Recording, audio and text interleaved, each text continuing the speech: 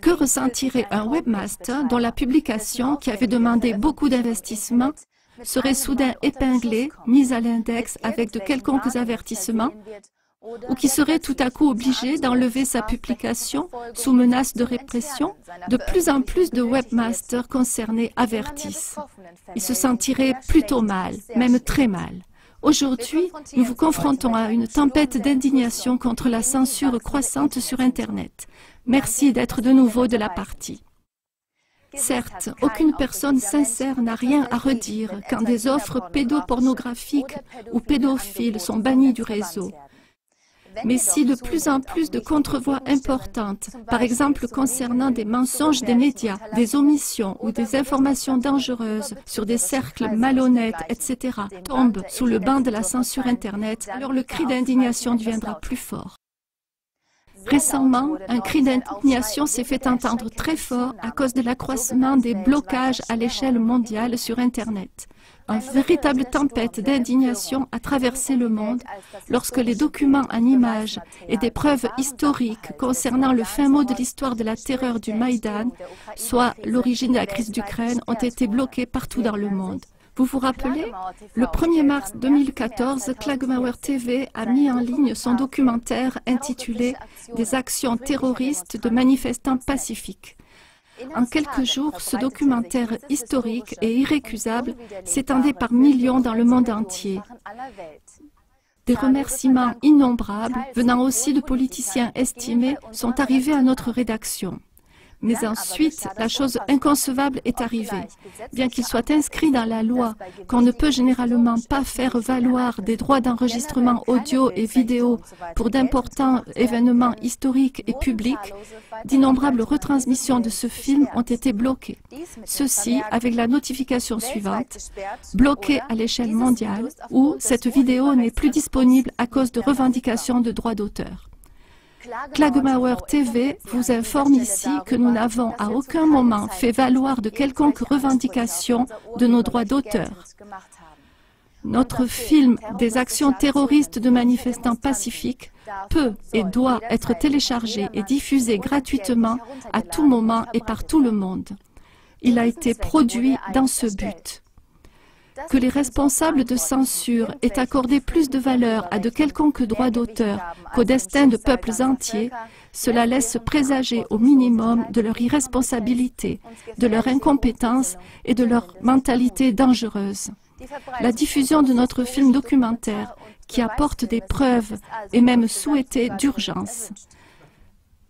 Parce que le destin de peuples entiers est toujours prioritaire et ne peut pas être subordonné à de quelconques droits d'enregistrement audio et vidéo ou autres, il y a les articles 28 et 72 dans la loi fédérale sur la radio et la télévision suisse LRTV et de même les paragraphes 50 et 48 dans la loi d'auteur allemande. La loi suisse est formulée comme suit. Article 28. Compte rendu d'actualité. 1.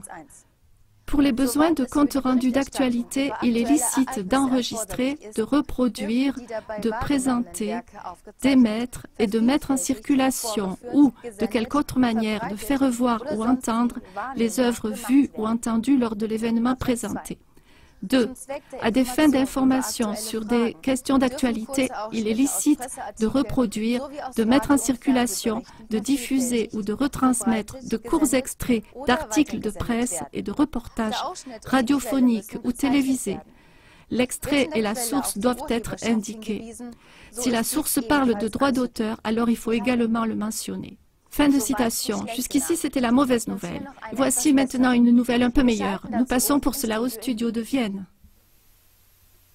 Un grand merci au studio d'Hanovre.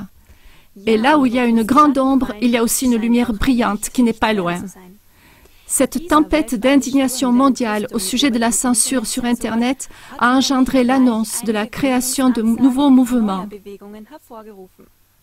Avec pour devise « À l'avenir, nous voulons savoir exactement qui censure », plusieurs associations en ce moment ont décidé de publier ouvertement les fruits de leurs recherches. On peut donc être dans l'attente de ce qui va venir. KTV, en allemand, a déjà eu la même idée et demande les indications pertinentes au sujet d'une prétendue organisation de protection des mineurs, mais qui utilise apparemment uniquement la protection des mineurs comme un prétexte et une couverture. Car les 4 émissions suivantes, Responsable de guerre du 31 décembre 2013, La guerre au travers de la pornographie du 12 septembre 2013, Qui contrôle Hollywood du 5 mai 2013, Les vraies intentions d'Hollywood du 8 mai 2013. Récemment, Jugendschutz.net a signalé ces 4 émissions auprès de notre fournisseur d'accès sur Internet comme étant néfastes pour la jeunesse et a menacé de poursuites judiciaires si KlaTV ne protégeait pas davantage la jeunesse contre ces émissions. Nous, à Klagemauer TV, nous avons dû classifier Jugendschutz.net comme étant une organisation contradictoire pour le motif suivant. Il n'éveille pas vraiment confiance, celui qui prétend être une organisation de protection des mineurs et en même temps dépose une plainte lorsqu'une émission d'information objective nomme par leur nom les tireurs de ficelles, des faiseurs de guerre au travers de la pornographie. Est-ce que Jugendschutz.net n'aurait pas mieux protégé la jeunesse en portant plainte contre les producteurs de films porno cités dans notre émission « La guerre au travers de la pornographie » La preuve a été faite que cela protège très peu les mineurs de classer des prestations pornographiques sur Internet comme étant non adaptées à la jeunesse. Allons donc à la recherche de traces. Ne se cache-t-il pas quelque chose de tout à fait opposé derrière cette association ou d'autres associations similaires? Qui en sont les principaux responsables? Nous sommes reconnaissants pour toute information pratique qui nous aidera à avancer dans cette direction. Les personnes suivantes se présentent sur le net comme étant les responsables de Jugendschutz.net. Sont-ils vraiment les responsables principaux? Ou sont-ils seulement mis en avant en tant que tels? Ci-dessous, les noms des 4 représentants. Friedman Schindler, Thomas Günther, Stefan Glaser et Martin Hünemann. Nous vous remercions par avance pour toutes les recherches que vous mettrez à notre disposition. Nous vous souhaitons une soirée fructueuse. À bientôt.